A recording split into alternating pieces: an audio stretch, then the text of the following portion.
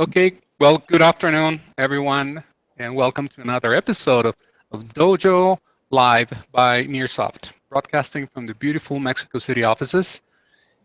And today we're honored to be hosting Katia Margolan. Katia is a writer, content marketing strategist, editor, and she's what I was reading about Katya is kind of amazing because of all her feats and her accomplishments. But I'll let Katya do the talking. But in the meantime, real quick, I just want to thank my fellow Nearsoftians, Matt Perez, and also, of course, Jorge Simons, and Jorge, Matt. Thank you so much for being here, guys, again as ever. Okay, and thank you, Katya, for having agreed to be here with us today. Thank you so much. Thank you for having me. Absolutely, it's our pleasure. All right, well, here we go. Katya, I'd like to start off by asking you, I have several questions for you today, and I also want to remind the audience that they can send us their questions here by Twitter on Dojo Live. Just go to Twitter, send us your questions, and we'll read them to Katya. Katya, I understand that you have interviewed very, very interesting folks in even more interesting companies, right, all over. And you've learned about their work, the culture, and how it sets people up to thrive. And so what can you tell us, to begin with, what can you tell us on what you have discovered in this journey of talking and interviewing a whole bunch of people in these companies? Let's start by that, and welcome to the show. The mic's all yours. Sure. Thank you, Carlos. So it was really exciting to be able to have a conversation with people in leadership roles at some companies, some of the most innovative companies and companies that I admire, and to get an idea of how they do what they do. I wrote a article series on Virgin, Richard Branson's Virgin Group.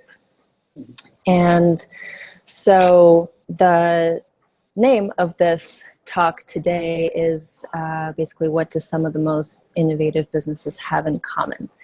And, I want to say is actually that they're all doing things differently, which may or may not seem like a cop-out answer, but in a fashion, the main thing is that they are, I think, experimenting and doing things differently. I think also one thing is they've decided that the traditional model, which comes from the industrial age, is no longer serving us. So in order to really thrive and reach their full potential, they need to find a new, more relevant and more effective way to do things, to work and create. And the other major point is that there isn't just one alternative. There's a lot of talk now about holacracy. Everyone's looking and pointing fingers at Zappos. And there's a lot of misinformation too about the different alternatives. So there's this umbrella of future of work, and it actually has a lot of different approaches and models. So it seems, to my understanding from my conversations, especially with some thought leaders in self-management, is that holacracy is not actually true self-management. So that's one misconception that there seems to be on a mass scale. And then there's so many other approaches that may be inspired by some of the principles of self-management, but they differ in how they play out. So there's sociocracy and democratic management and participatory management, and I think something called, I'm going to mess up the name, but podularity or something like that, would focus on pods. There's actually so many approaches. It's really fascinating. You can really spend a lot of time just studying even one of them and how it might work. So that's the thing, is that they're all experimenting. They've all seem to decide for themselves that the old world model is not serving them. And they are finding just better approaches for today's era. which is a completely different world from the world in which traditional management seemed helpful for businesses. Absolutely. Thank you so much, Katia. As I was listening to you, I couldn't help but wonder when you used several times the expression "no longer serving us." So I'd like to ask you, before I pass on the mic to Jorge and to Matt, I'd like to ask you from this. How can I say this? No longer serving us. I sense that there's some kind of disengagement between the company's organization and the company's teammates or employees, right? So, what's going on there? What have you discovered, or what do you think the reason is for this to happen? Why is such disengagement if in this no longer serving scenario? Right. So disengagement in people working at companies, is that what you're asking about? Yeah, disengagement from the employees to their settings, to their workplace, or to the reasons why they are working at a company in the first place.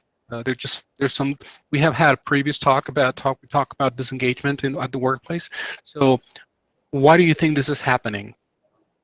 Yeah, great question. And I don't necessarily have all the answers, but some of my ideas are, one, there's an opportunity to do things better. So back when things were moving so slow and information wasn't so easily accessible, maybe there would have been more error than benefit from giving people more autonomy. Mm-hmm. But now, where that's not the case, there's actually a greater opportunity for everyone to engage more and take responsibility and create the circumstances in which they thrive, in which they do their best work. So technology has created more opportunity for that. And then also, it seems like now with technology and all of this ability to connect with people and spread ideas, now you're not just this one person thinking you're crazy, wanting things to be different. Whereas I imagine in the 19th century, you can't necessarily, you're just told that you're just being a big grown kid and you need to grown up and suck it up, that this is what being an adult means. It's not, you don't need to feel happy at work. You just need to get it done and be able to provide for yourself. And so I imagine that maybe now that we're able to share ideas, we can actually see that we're not just being crazy or irresponsible, that when we think things can be better in XYZ ways, we're not the only ones who think that, and maybe there's an actual truth to it. And so that makes it even harder to be tolerant with a system that is suboptimal. Mm-hmm. Suboptimal. That kind of, it's a noisy word, but I mean, it conjures images of a lot of things. But I'm going to, I'll just save that for later, and I'm going to pass on the mic to Jorge and to Matt. So, Jorge. Okay. It's really interesting what you're saying, because every time, as a person that works in I would call it a progressive organization, or an organization like that tries to do things better every time and to focus on people growing before anything else. I sometimes go there and think, I'll just do my job and it'll sort itself out.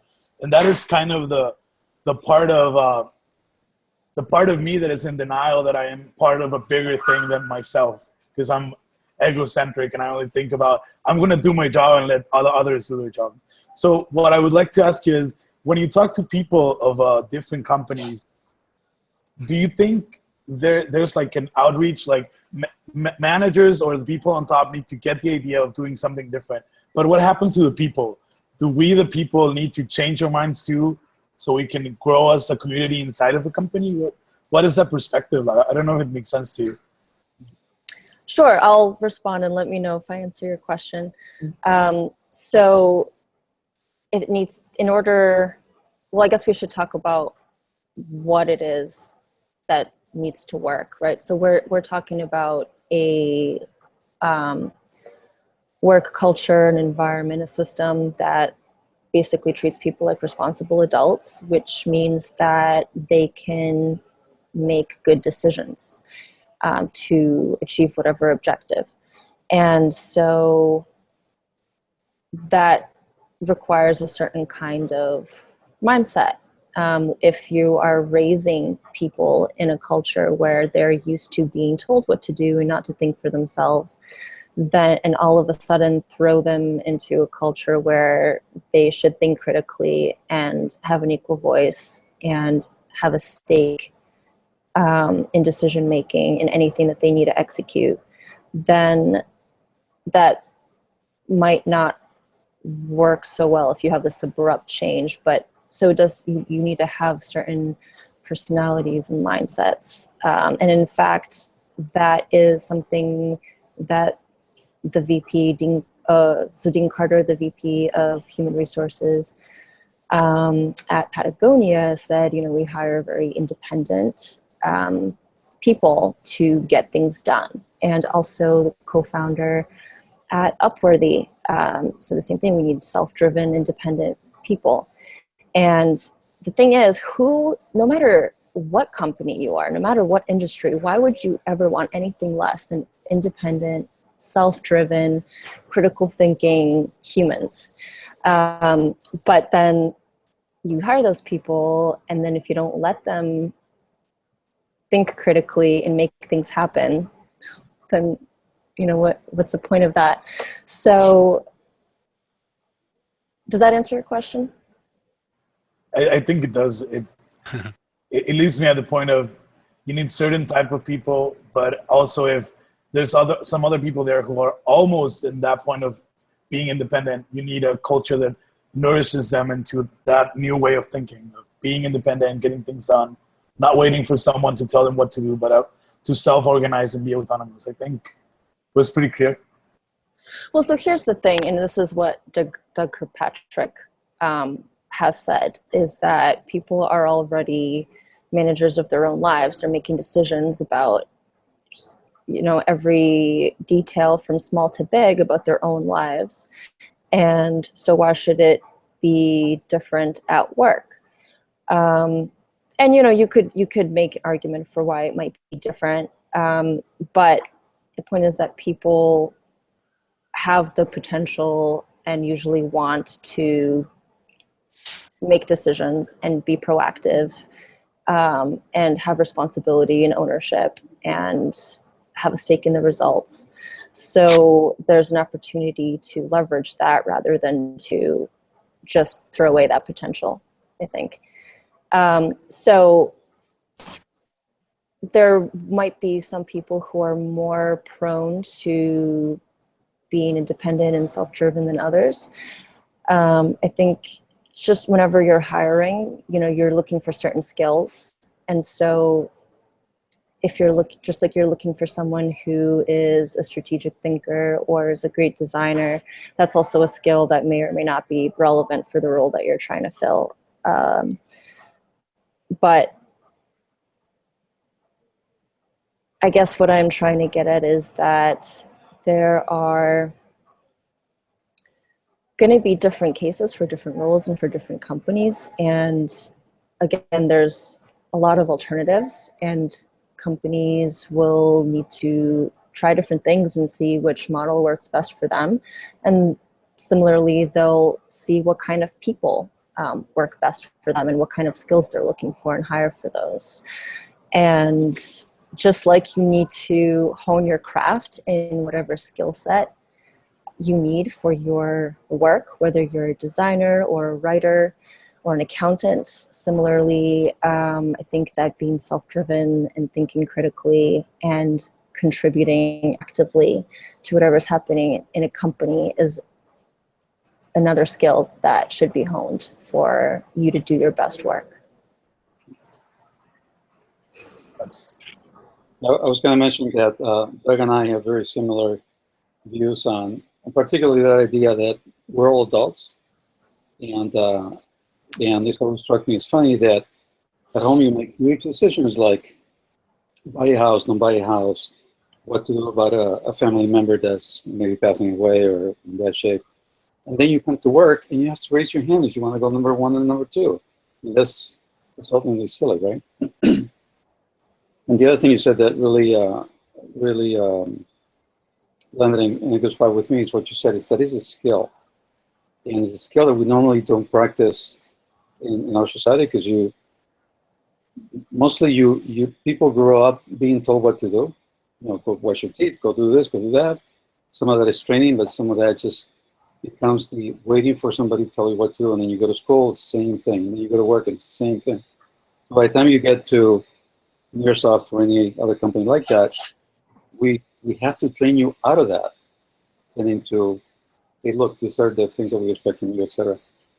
But from our own experience, we've never, when people ask, how do you find people like this? And the answer is, everybody's like this.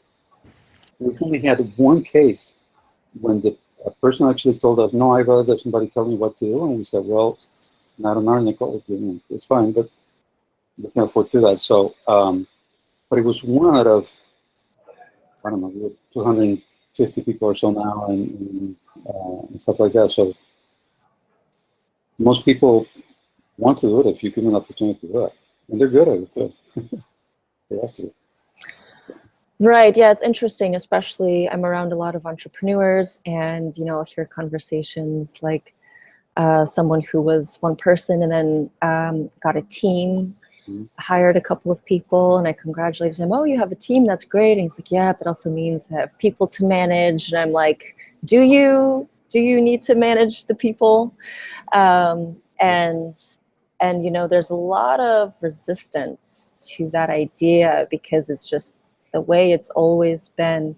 But at the same time, more and more people, especially who are, you know, the sought after talent, they're actually having a lower tolerance for not having the autonomy and flexibility that they need to do their best work. So it's an interesting tension, and we'll see, you know, kind of what eats what and how it plays out. But it seems like more and more with newer companies, some of the newer, most talented people are just have very different expectations for how to work and therefore live their lives.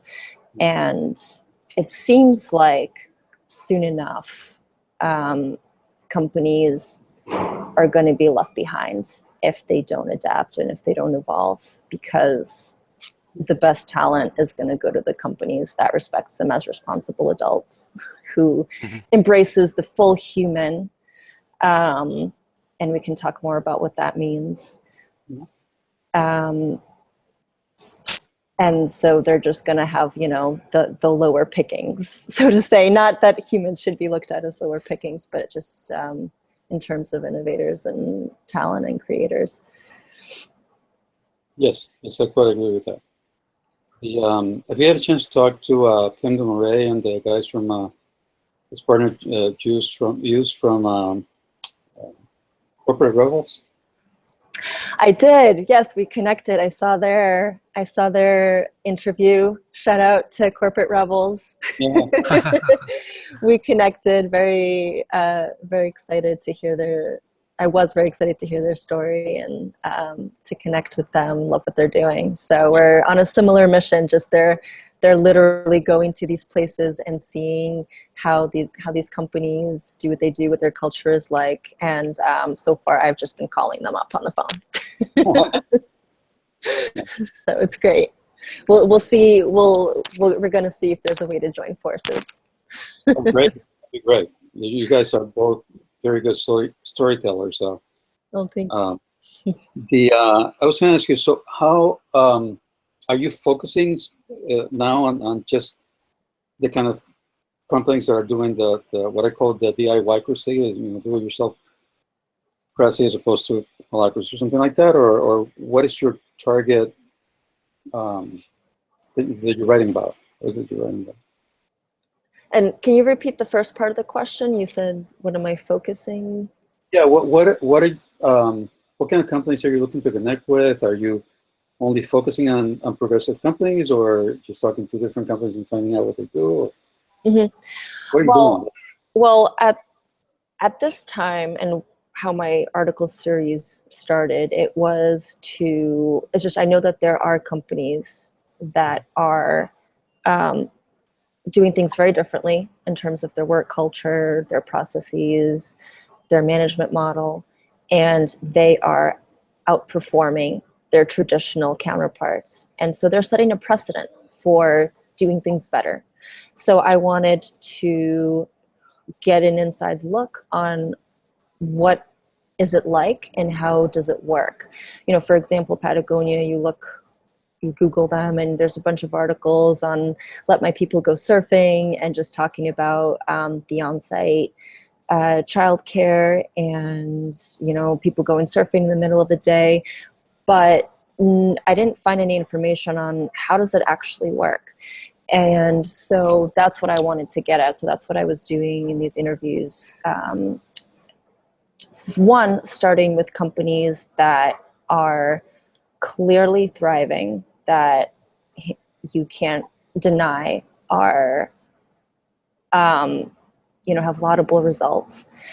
And then I'd love to keep doing that and keep finding companies of different sizes in different industries, and that have been around for different durations. So like Patagonia has been around for decades, but then Upworthy is just 4 years old, and they are the fastest growing media site in all of history. Their engagement numbers are totally outperforming their traditional counterparts. And I mean, that's in less than 4 years. They caught my attention at least 2 years ago when they already had, it seemed like, mass brand recognition. And they've already done so much experimentation and changed things up. And they're a completely distributed company where most people can work from anywhere. And you go on their careers page and it even says, hey, work for us. You can work from anywhere. Go move to Montana if you want. So they're just really kind of flipping the traditional ideas of what kind of circumstances we can do good work in. They're really flipping that idea on its head. Yeah, WordPress, by the way, is also 100% distributed. Yes, Automatic, founder, creators of WordPress. Exactly. Yeah. Yeah, I'd love to talk to them eventually as well. Okay. Right. There was. Oh, go ahead. No, go ahead. Okay, I just need to remind you, Jorge, that we still have 5 minutes. We're 5 minutes away from wrapping up. So if you want to go ahead and shoot your question to Katya, now's the time, please. Okay. That was just something that standing out from what you said earlier, that there's not one formula for traditional companies to become or to change to a newer model. And you said something that really resonated, which is whatever works for your company. Because when people ask me about the place I work at and how we do things, they don't seem to imagine how they could adapt that thing to whatever they're doing. And I've talked to construction workers, people who do something outside of software, and some companies are doing it. So what would be, maybe this isn't fair, but what would be your advice for a more traditional company to start doing this? Because there's not one methodology that will actually get you there, like on the first go. So what would you say to them to try to motivate them and change the way they work? Yeah. Start by researching. Don't jump into anything. Research what the different models and approaches are. Research who has tried which ones. And also keep in mind that if you see it doesn't work in a certain company, it doesn't necessarily mean that the model doesn't work. It might mean that that company did not implement it effectively, just like public policy. So do research what the approaches are, who's done it, where has it worked, why has it not worked, and see what makes sense to you for what you're doing and your principles and your values, and then start experimenting. Ideally small, efficient, low-cost experiments. Start small. Maybe you start with the team, not the whole company, and see what works and see what doesn't work. And back to the principles, like for example, Upwork, an online platform for freelancers. They were founded, their two co-founders were in oceans apart. One was living in Greece, the other in Silicon Valley, and they built this cutting edge technology that's doing fantastically well. And their principle and their value was that at this point in 2016, you should not be limited to who you work, how you work, or who you work with, or how you work. So in fact, their slogan is work without limits, if I remember it correctly. I think that's verbatim. And so your access to talent should not be limited by location. And so everything that they do is based in that principle. So really check what your principles are. Why do you do what you do? Why do you exist? Why does your business exist? And see which models after research make sense for you, and start doing small, quick and fast experiments. And it seems like you really need to make sure that everyone's on board. So with Holacracy and Zappos, I definitely need to look into it more, into that example. But it seems like it was kind of top down. It was maybe imposed on everyone in the company. And then it seems like, so if there's not total buy-in, there's those tensions, and then things aren't implemented effectively. So all of those things would be my advice: to research, experiment, and get full buy-in. Make sure that everyone's involved in the decision, at least enough to say, okay, let's try this. Very good Thanks. advice. Thank you, Katya. Thank you, Jorge. Okay. Well, unfortunately, I think we're about to wrap up today's broadcast, folks out there.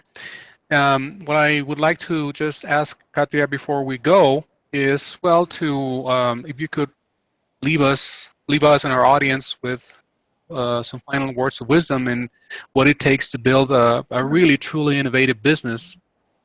What would it be, Katya? The $1 million question. Yep. Yeah. I mean, a few things come to mind, but it really seems like it comes down to how the greatest risk is just not taking any risks at all. Mm-hmm. So, not taking any risks. Okay, cool. I got it. Yeah, and just letting that guide you. Yeah. I'm sorry. Can you repeat again what you said? Yeah. So, how the idea that the greatest risk is not taking any risks at all. Oh, of course. And letting that guide you. Excellent. That's Thank what you. I'm trying to do. All right, there you have it, folks. Well, if you really want to know more about what it takes to build a really, truly the most innovative business and what they have in common, you can also visit here, KatyaCreates.com. It's right here, right, Katya? It's that's your URL, your website, KatyaCreates.com. That is my website. The articles are not on my website; they're on Virgin's website. Mm-hmm. And I do have links to some of the articles on there. So that is a way to find it. Perfect. Yeah. Awesome. Well, Katya, the only thing for me left to do is simply, a big thank you for your presence here in Dojo Live. We're honored to have you here. We're honored. And again, thank you, Matt, as ever, and Jorge also. And I look forward to being in touch. And Katya, again, thank you so much. And I hope you have a great day and take care in Boston. Thank you. Great talking to you guys. Absolutely, our pleasure. Bye. Bye, Bye, guys. thank you. Bye.